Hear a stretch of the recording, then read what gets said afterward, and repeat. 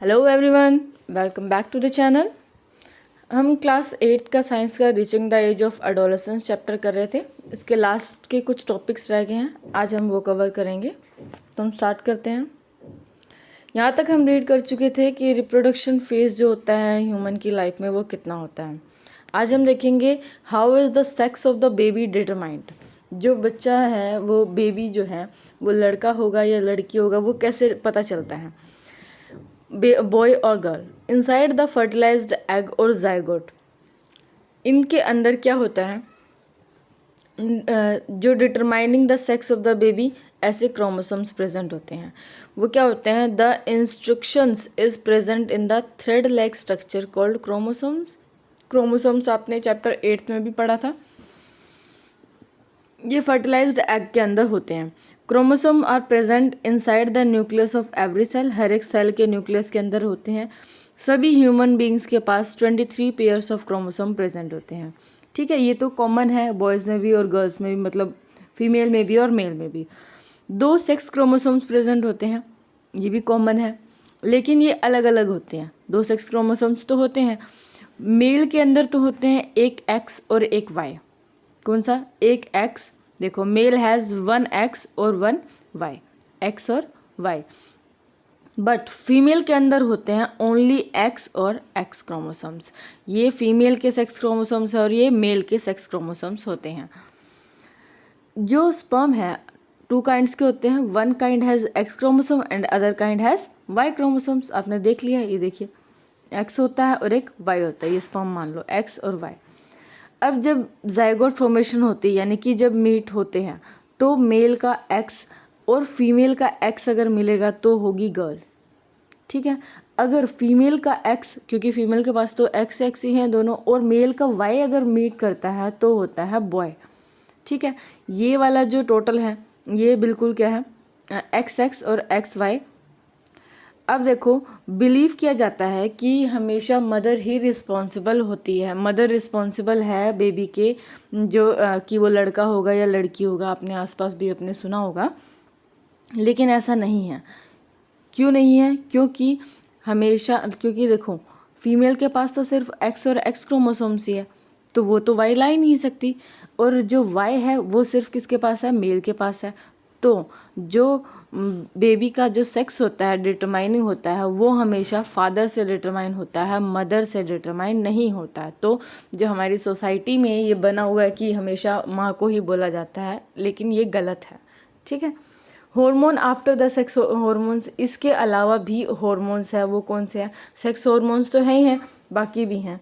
The hormone secreted by pituitary, जो pituitary secrete करती है वो होते हैं, and ovaries to produce their hormone. हमने पहले ही पढ़ लिया, pituitary gland is an endocrine gland है। ये कहाँ पे? ब्रेन से अटैच होते हैं। देखो, यहाँ होती है पिट्यूटरी ब्रेन के पास, गले में होती है थायराइड ग्लैंड, जो किडनी के ऊपर होती है एड्रेनल ग्लैंड, ये है पैनक्रियास, ये भी एक ग्लैंड है। अब जो फीमेल पार्ट होगा उसके अंदर क्या होगा? पोजीशन ऑफ द ओवरी दिखा रखी है, और जो मेल पार्ट होगा वो क्या होगी?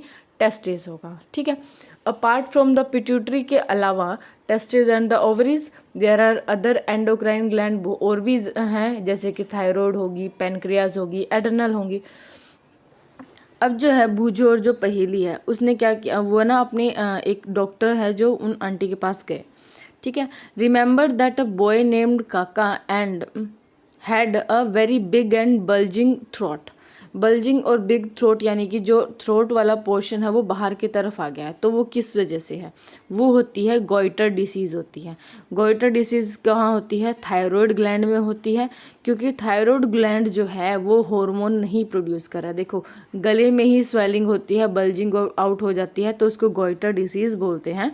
ये क्यों होती है? क्योंकि थायराइड ग्लैंड जो है वो थायरोक्सिन हार्मोन को सीक्रेट नहीं कर रहा होता है। Next is, their aunt also told that their uncle was suffering from diabetes। जो अंकल है वो किससे सफ़र कर रहे हैं? डायबिटीज़ से। वो क्यों? क्योंकि जो पैनक्रियाज है वॉज नॉट प्रोड्यूसिंग इंसुलिन, जो हार्मोन है वो प्रोड्यूस नहीं कर रही है। ठीक है, Boojho and Paheli then ask their aunt about the, अब उन्होंने पूछा कि एड्रेनल ग्लैंड किस लिए है। एड्रेनल ग्लैंड कहाँ प्रेजेंट होती है? सबसे पहले किडनी के अपर पोर्शन में।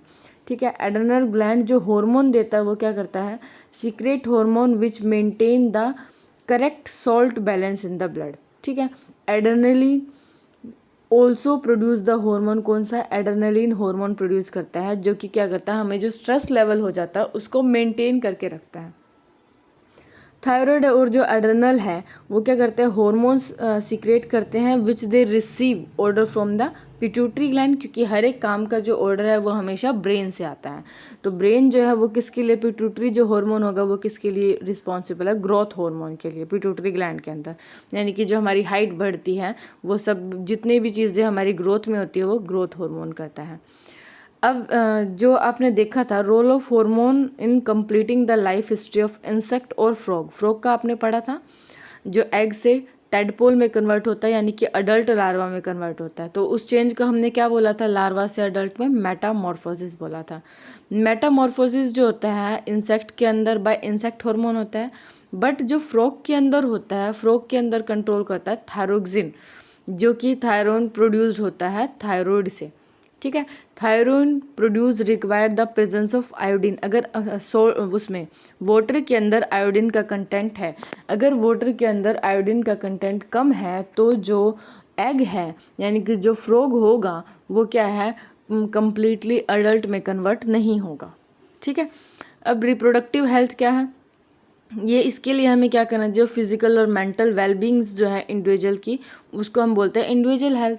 अब हमें बॉडी को हेल्दी रखने के लिए क्या करना चाहिए, हम चाहे किसी भी एज में हो हमें बैलेंस डाइट लेनी चाहिए, यानी कि संतुलित आहार लेना चाहिए। जो मार्केट से मिलता है पिज़्ज़ा वगैरह या फिर जो पैकेट्स मिलते हैं वो नहीं कंज्यूम करने चाहिए। और इस एज में जो कि 11 से 18 तक की एज होती है उसमें तो बिल्कुल नहीं करना चाहिए, क्योंकि ये हमारे लिए अच्छे नहीं होते हैं। न्यूट्रिशन नीड जो होती है एडोलेसेंस की क्या होती है, क्योंकि एडोलेसेंस एक एज है जिसमें रैपिड ग्रोथ होती है, हमारी ग्रोथ होती रहती है। उसके लिए हमें क्या चाहिए, बैलेंस डाइट लेनी चाहिए। बैलेंस डाइट में क्या होता है, कार्बोहाइड्रेट होने चाहिए, फैट होने चाहिए, विटामिन्स, प्रोटीन। इसीलिए क्या खाना चाहिए हमें, दाल, रोटी, मिल्क पीना चाहिए, फ्रूट्स कंज्यूम करने चाहिए। जो जैगरी यानी कि गुड़ होता है वो भी अच्छा होता है। मीट जो नॉन वेज है वो मीट कंज्यूम कर सकते हैं। ठीक है। और आंवला और बादाम, अखरोट, ये सब चीज़ें जो है वो कंज्यूम कर सकते हैं, जो कि हमारे लिए अच्छे होते हैं। अब जो चिप्स और जो पैकेट हैं उनके अंदर हम खाते हैं, हमें अच्छा लगता है, हमें मज़ा आता है, लेकिन उसके अंदर न्यूट्रिशन वैल्यू नहीं होती है। ठीक है। अगर आपको खाना भी है तो आप लो अमाउंट में खाओ, लेस क्वांटिटी में खाओ, ज़्यादा नहीं। अब पर्सनल हाइजीन है, एवरीबॉडी, हम सभी को पता है हमें पर्सनली हाइजीन रखना चाहिए, यानी कि हमें डेली बात करना चाहिए, नहाना चाहिए, ब्रश करने चाहिए, अपने जो बॉडी पार्ट्स है उसको सफाई रखनी चाहिए ताकि बैक्टीरियल इन्फेक्शन ना हो। और जो गर्ल्स है जब उनकी मेंस्ट्रुएशन साइकिल चल रही होती है तो क्या होता है, उस टाइम रेगुलर बात करना चाहिए हमें। फिज़िकल एक्सरसाइजेज करनी चाहिए, वॉकिंग होगी, प्लेइंग हो गया फ्रेश एयर में। जैसे कि इस एज में क्या होता है, बॉयज़ का बॉडी बिल्डिंग का शौक हो जाता है कि हम एक्सरसाइज करेंगे, बॉडी बनाएंगे, तो ये अच्छी बात होती है, क्योंकि इससे क्या होती है, हमारी जो ग्रोथ होती है वो अच्छी होती है। से नो टू ड्रग, यानी कि इस टाइम पे, इस एज में हमें ड्रग्स या फिर कोई भी ऐसा जो प्रोडक्ट कंज्यूम नहीं करना चाहिए जिससे हमारी हेल्थ पे अफेक्ट पड़े। जैसे कि कई लोग क्या करते हैं कि बीड़ी, सिगरेट, ये सब कंज्यूम करने लग जाते हैं, या फिर जो पिल्स होती हैं जो एडिक्टिव होती है, एडिक्टिव हो जाती है, तो फिर क्या हो जाता है, हमें उसकी आदत पड़ जाती है, हैबिचुअल हो जाते हैं हम, जो कि हमारे लिए अच्छा नहीं होता। तो ड्रग्स वगैरह नहीं कंज्यूम करने चाहिए। ठीक है। आज इतना ही करेंगे हम, ये कंप्लीट हो गया वैसे चैप्टर। कल हम इसके एमसीक्यू डिस्कस करेंगे। Thank you so much.